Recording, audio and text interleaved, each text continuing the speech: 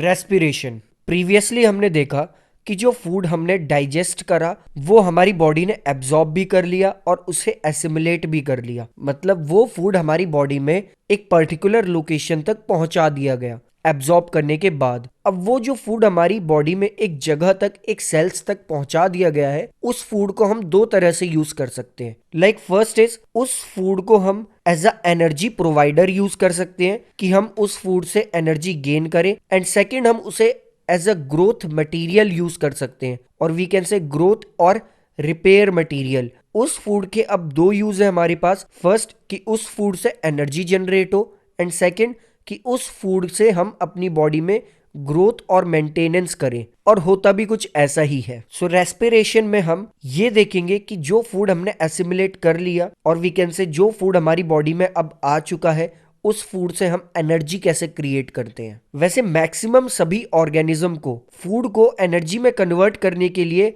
Oxygen चाहिए, और oxygen present होती है एयर में, और ये ऑक्सीजन फूड के मॉलिक्यूल्स के साथ रिएक्ट करती है बॉडी सेल्स के अंदर, और उन्हें बर्न करके एनर्जी रिलीज करती है। और ये एनर्जी जो रिलीज होती है, ये एटीपी के मॉलिक्यूल्स के फॉर्म में स्टोर होती है किसी भी एक सेल के अंदर, और हमारी बॉडी इस स्टोर्ड एनर्जी को जब उसे जरूरत हो इस एनर्जी की, तब यूज कर सकती है। और एक ऐसा प्रोसेस जिसमें फूड से एनर्जी बनाई जाए, उस प्रोसेस को हम कहते हैं रेस्पिरेशन।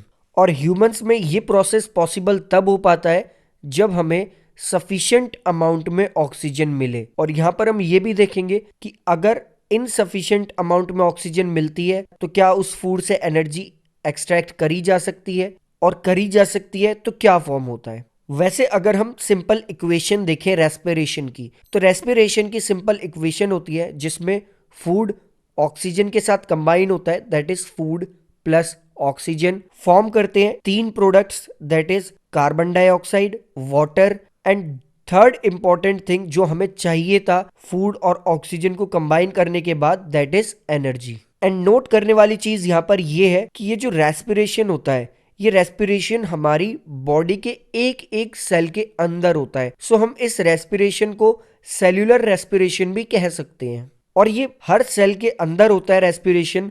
दैट्स वाई मैक्सिमम सभी ऑर्गेनिज्म में, और वी कैन से सभी लिविंग ऑर्गेनिज्म में, ये सेल्यूलर रेस्पिरेशन कॉमन होता है, और वी कैन से एक जैसा ही होता है। और अगर ये रेस्पिरेशन ना हो तो कोई भी लिविंग ऑर्गेनिज्म अपनी बॉडी के एक एक सेल, एक एक टिश्यू को एनर्जी प्रोवाइड नहीं करवा पाएगा। एनर्जी क्यों प्रोवाइड करवानी है? एनर्जी प्रोवाइड इसलिए करवाई जानी चाहिए ताकि उसकी बॉडी पर्टिकुलर फंक्शंस परफॉर्म कर सके। सो रेस्पिरेशन हमारी लाइफ का एक बहुत इंपॉर्टेंट पार्ट है, बट हम कभी कभी ब्रीदिंग और रेस्पिरेशन में डिफरेंशिएट नहीं कर पाते। सो सबसे पहले हमें ब्रीदिंग और रेस्पिरेशन को समझना चाहिए। लाइक अभी हमने रेस्पिरेशन देखा कि रेस्पिरेशन एक ऐसा प्रोसेस है जिसमें फूड में से एनर्जी, जिसमें फूड से ऑक्सीजन रिएक्ट करता है और एनर्जी रिलीज करता है, प्लस यहाँ पर दो प्रोडक्ट्स और बनते हैं, that is carbon dioxide and water. But breathing क्या है?